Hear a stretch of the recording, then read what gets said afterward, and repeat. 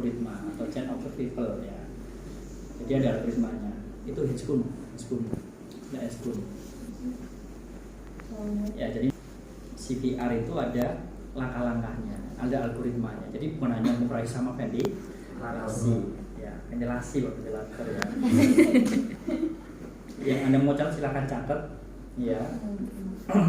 Kalau Anda bisa ingat ya diingat dengan benar ya.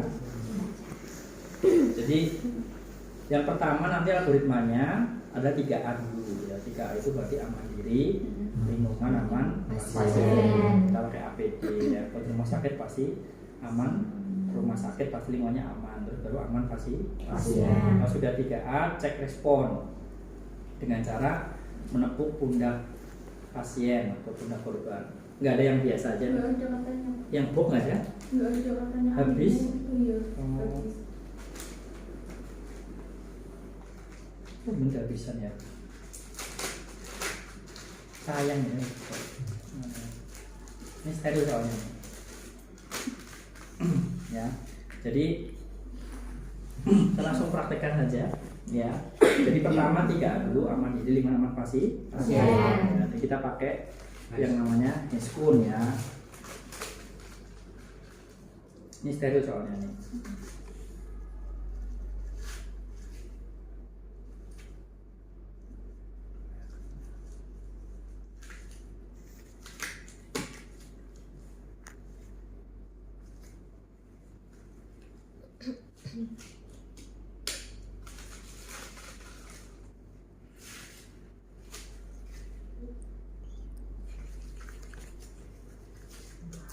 Nah, terus kita tepuk ya, cek respon Pak. Nah, kalau nggak ada respon kita panggil bantuan, call for help ya, kita panggil bantuan. Kalau di luar kita panggil PSC 119. Kalau di rumah sakit ya panggilnya kok. Kalau sudah panggil bantuan, kita lakukan palpasi pada nadi karotis ya. Jadi di sini ya, ini tulang krikoid, 2 cm 2 jari, jika kiri boleh ya. Jadi di sini nih terus 2 jari. Nah, itu di situ nanti karotis ya. Bisa kan, bisa kiri silakan. Nah, itu cek selama 10 detik ya. Pastikan teraba atau tidak. Kalau tidak teraba, langsung lakukan CPR ya. Dimana letaknya ya, kita tentukan posisinya dulu. Jadi kata-katanya bukan CPR tapi high quality CPR yang berkualitas tinggi atau RCP yang berkualitas tinggi. Ada 5 syarat. Yang pertama kecepatan 100 sampai 120 kali per menit, kedalaman 5 sampai 6 cm. Ya, tidak boleh kurang dari 5 atau lebih dari 6 cm. Yang ketiga, minimalkan jeda. Jadi antara kompresi, ventilasi atau satu siklus ke siklus yang lain tidak boleh terlalu lama jedanya, kurang dari 10 detik. Namanya minimalkan jeda. Yang keempat, recoil dada. Recoil dada itu saat selesai kompresi, mau diventilasi kita jangan tekan seperti ini. Ya, tetapi kita angkat. Itu namanya recoil, membiarkan dada kebentuk anatomis lagi. Karena habis kita kompresi, ya itu dada terjadi perubahan bentuk. Jadi kita lepas diventilasi, namanya itu recoil. Yang kelima, ventilasi cukup. Ya, apa ventilasi cukup itu kecepatannya 10 sampai 12 kali per menit. Berarti jedanya 5 sampai 6 detik sekali. Ya, jadi saat kita ventilasi seperti ini, ya jangan cepat-cepat seperti ini misalkan ya. Nah, bentuknya C, telunjuk sama jempol ya, seperti ini, menekan, terus 3 jari kita melakukan hiperekstensi daerah mandibular ya, mulusnya mandibular sini. Nah, 1, 1000, 2, 1000. Nah, itu namanya jeda. 1000 itu jeda 5 atau 6 detik atau dihitung boleh 1 ya, 1, 2, 3, 4, 5. Boleh seperti itu hitungannya ya. Yang penting ada jeda, jangan cepet-cepetan seperti ini. Nggak boleh. Jadi jeda antara yang ventilasi pertama dengan kedua karena kecepatannya 10 sampai 12 kali.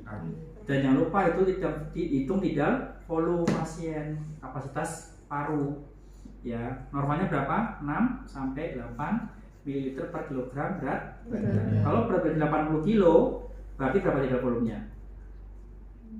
6 kali 80, 480 sampai 8 kali 80, 640, berarti sekitar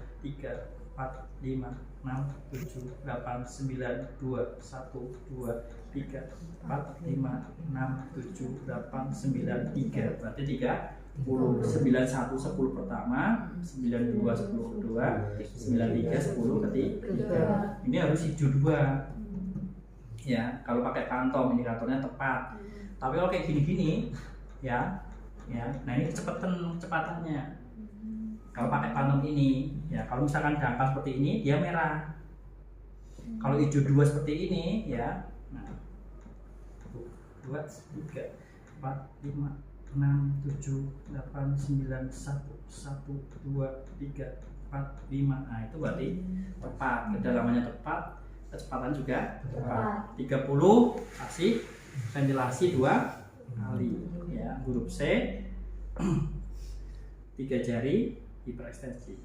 1 seri, 2 seri. Lanjutkan sampai 2 menit atau 5 siklus. Kalau sudah 5 siklus atau 2 menit, ya maksimal 2 menit 5 siklus ya.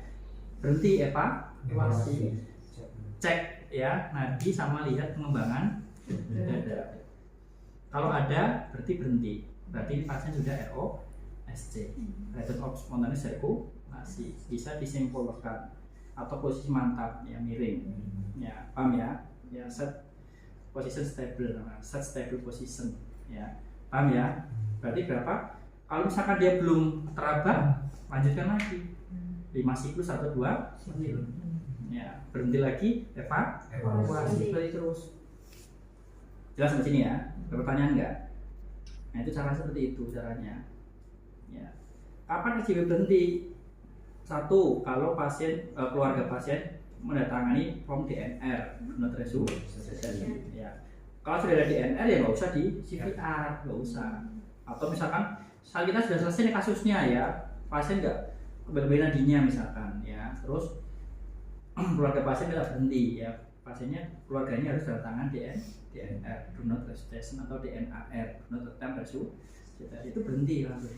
Yang kedua sudah ada tanda kematian pasti. Ya apa saja itu? Ya pupilnya sudah mediasis total dua-duanya melebar full ya. Terus tonotoxis sudah menghilang, misalkan ditandai dengan dagunya turun sudah. Itu sudah tanda kematian pasti, nggak usah di CPR lagi, udah berhenti CPR-nya. 3 ya penolong capek, tapi sekarang nggak berlaku di rumah sakit. Selama pasien tidak ada 2 tanda tadi di awal, maka CPR dilakukan terus. Ya, jadi keluarga pasien tidak mau tanda tangan DNR, yang kedua belum muncul tanda kematian pasti, ya maka itu CPR dilakukan terus sampai dinyatakan ada 2 tadi itu. Nah biasanya paling banyak berhentinya adalah saat sudah muncul tanda kematian pasti. EKG-nya dilakukan rekam EKG flat, ya tonsil sudah turun, jadi dagunya sudah turun, medras total, terus hasil EKG-nya itu flat, ya sudah berarti berhenti, nggak usah dilanjutkan CPR-nya lagi. 3 patah gimana? Ya cuma komplikasinya lanjut selama tidak ada tadi dua syarat tadi itu. Ya misalnya bunyi plak itu ya lanjut terus. Selama tidak ada 2 syarat tadi. Jelas dari sini ya.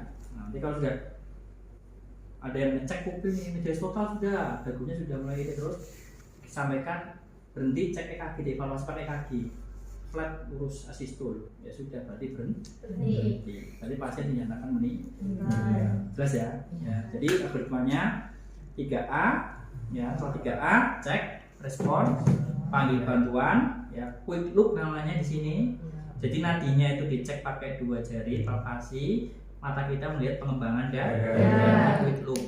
Kalau ini nggak teraba, pasti ini nggak mengembang, berarti pasien kardiak arrest. Berarti langsung CV. Tapi kalau ini teraba, ini nggak mengembang, berarti pasien hanya henti nafas atau apno, berarti cuma ventilasi. Paham ya? Ya, jadi CVR itu kalau untuk henti jantung. Makanya quick look itu jari kita melihat palpasi ke karotis, mata kita melihat ya pengembangan dada. Nah, di karotis teraba, dada tidak mengembang, ya maka ventilasi. Kalau sudah teraba pasti dada tidak mengembang. Karena apa? Orang di jantung pasti henti nafas. Tapi kalau henti nafas belum tentu henti jantung. Paham ya? Ada pertanyaan? Jelas? Ya, kalau jelas praktek ya, dibagi 2 nih. Ya. Silakan. Saya lihat.